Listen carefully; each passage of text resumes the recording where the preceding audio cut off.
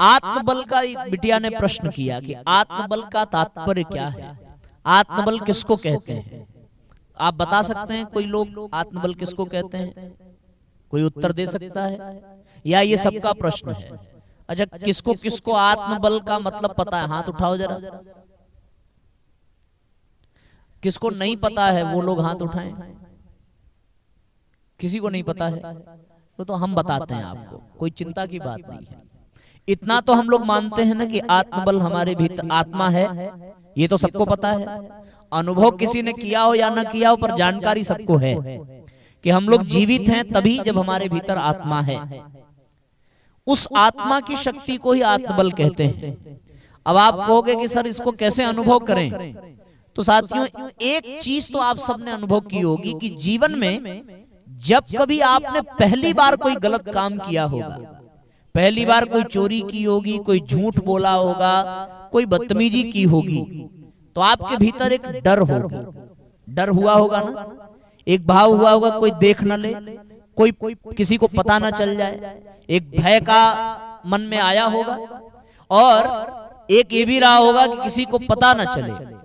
और साथियों, यदि आपने ध्यान से सोचा होगा तो आपके भीतर से एक आवाज भी आपको सुनाई पड़ी होगी कि इस काम को करना गलत है, नहीं करना चाहिए। आवाज आई होगी अंदर से ना। याद करो, जब पहली बार कभी झूठ बोला होगा, हम सबने बोला है, पर जब पहली बार झूठ बोला हो, पहली बार चोरी की हो, पहली बार किसी से झगड़ा किया हो या कोई गलत काम किया हो, अंदर से एक आवाज उठती है। वो आवाज जो गलत करने से रोक रही हो और सही करने पर जो प्रसन्न हो रही हो, वही है आत्मा की शक्ति, वही है आत्मा की आवाज।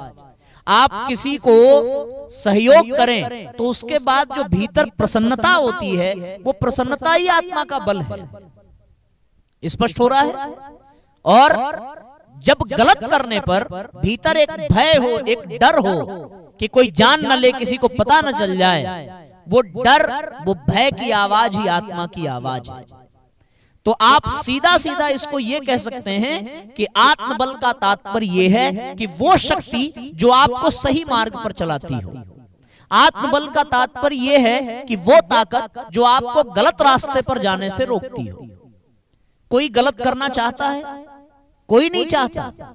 कोई नहीं चाहता कि उसका जीवन बेकार हो जाए, बर्बाद हो जाए। इवन शराब पीने वाला भी नहीं चाहता कि वो शराब पिए, लेकिन उसके बाद भी वो पी लेता है। हम सब अपने जीवन में सोचते होंगे कि सवेरे जल्दी उठेंगे और उठ करके पढ़ेंगे, आज इतने बजे उठ जाएंगे, आज इतनी देर पढ़ेंगे। हर विद्यार्थी सोचता होगा, रोज प्लानिंग करता होगा, रोज टाइम टेबल बनाता होगा, रोज रूटीन सेट करता होगा। 100% का बनाया तो आप 50% फॉलो कर पाते होंगे। आप पूरा क्यों नहीं कर पाए? रोज तो संकल्प लिया कि आज 4 बजे भोर में उठेंगे और पढ़ेंगे, पर क्यों उठ नहीं पाए? क्यों? क्योंकि आत्मबल कमजोर था। सही रास्ते पर जो शक्ति ले जानी थी, वो शक्ति हमारे भीतर कम थी। इसीलिए हम चाह कर भी 4 बजे भोर में उठकर पढ़ने नहीं बैठ पाए, और जो बैठ पाए इसका मतलब कि उनमें आत्मबल है। तो आत्मबल को यदि आप समझें तो सीधा सीधा यही है कि वो ताकत जो सही रास्ते पर चलने की प्रेरणा दे और जो गलत रास्ते पर जाने से रोके, उसी को आत्मबल कहते हैं। जो व्यक्ति जितना सही मार्ग पर होगा उसमें उतना ही अधिक आत्मबल होगा, और जो व्यक्ति जितना गलत मार्ग पर होगा उसमें उतना ही आत्मबल की कमी होगी। बुराइयां सब में हैं, अच्छाइयां भी सब में हैं, पर जिसमें अधिक अच्छाई हो उसमें उतना ही अधिक आत्मबल है, और जिसमें बुराइयां ज्यादा हो इसका मतलब उसका आत्मबल कमजोर है। जब हमारा रिजल्ट आता है तो हम उसी समय संकल्प कर लेते हैं कि हम अगली साल और अच्छा करेंगे। हर व्यक्ति चाहता है, आप लोग भी चाहते होंगे। जो कर पाए उनमें आत्मबल है, और जो नहीं कर पाए उनमें आत्मबल नहीं है। बस इतनी सी बात। आप आज जो बातें बताई जा रही हैं उसको जीवन में उतार पाए तो इसका मतलब आप आत्मबल के धनी हैं, और यदि आप नहीं उतार पाए तो इसका मतलब आप आत्मबल के धनी नहीं हैं। एक और बात कि आपने कोई संकल्प लिया, आप उस संकल्प पर खरे उतरे तो आप आत्मबल के धनी हैं, और यदि आप उस संकल्प को पूरा न कर सके तो आप आत्मबल के धनी नहीं हैं। स्पष्ट हो गया? सबको समझ में आ गया आत्मबल किसे कहते हैं? क्लियर हो गया ना?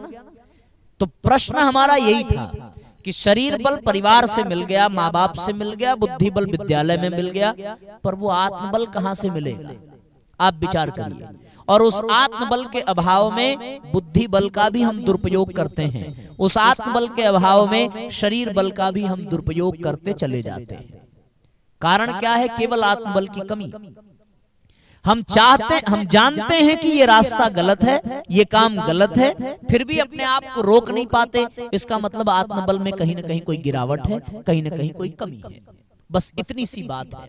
आप विचार करके देखिए, हमें शरीर बल परिवार से मिल जाएगा, बुद्धि बल विद्यालय से मिल जाएगा, लेकिन साथियों बुद्धि बल का सही उपयोग हम कब करेंगे? जब हमारे भीतर आत्मबल होगा। बुद्धि सबके पास होती है, पर कोई उस बुद्धि का प्रयोग करके समाज के लिए कल्याणकारी बन जाता है, और कोई उसी बुद्धि का प्रयोग करके समाज के लिए अभिशाप बन जाता है। कोई उसी बुद्धि का प्रयोग करके देवता बन जाता है, और कोई उसी बुद्धि का प्रयोग करके असुर बन जाता है। कोई उसी बुद्धि का प्रयोग करके आतंकवादी भ्रष्टाचारी बन जाता है, और कोई उसी बुद्धि का प्रयोग करके महापुरुष बन जाता है।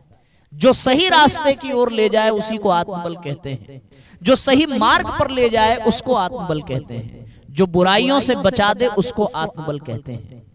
और ये आत्मबल कहां से मिलेगा? इसी एक बात को बताने के लिए हम आपके बीच में आए।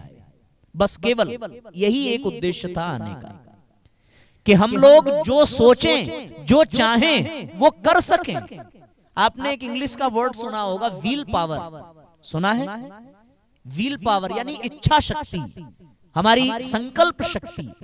दुनिया में बहुत सी ताकतें हैं, केवल शरीर की ताकत नहीं, शरीर से अधिक ताकत बुद्धि की है, बुद्धि से अधिक ताकत मन की है, मन से अधिक ताकत आत्मा की है।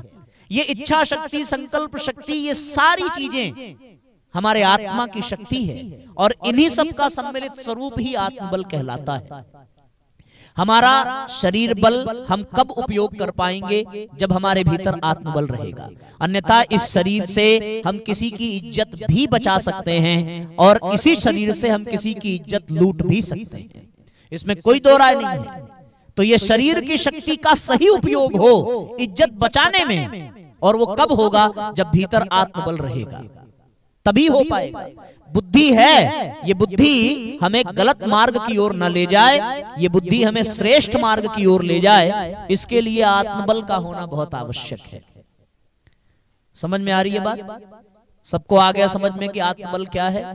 हाथ ऊपर उठाइए जिसको जिसको समझ में आया, हाथ नीचे करिए। ऐसा भी कोई है जिसको यहां तक की बात समझ में ना आई हो? संकोच मत करना बेटा, अच्छे से आप समझेंगे, पूछेंगे तो आपको लाभ मिलेगा। सबको स्पष्ट हो गया? कोई ऐसा है जिसको समझ में ना आया हो, या कोई मन में प्रश्न हो अभी तक की बात को सुन करके? है क्या किसी के मन में कोई प्रश्न? नहीं है तो हम अपनी बात को आगे बढ़ाएं।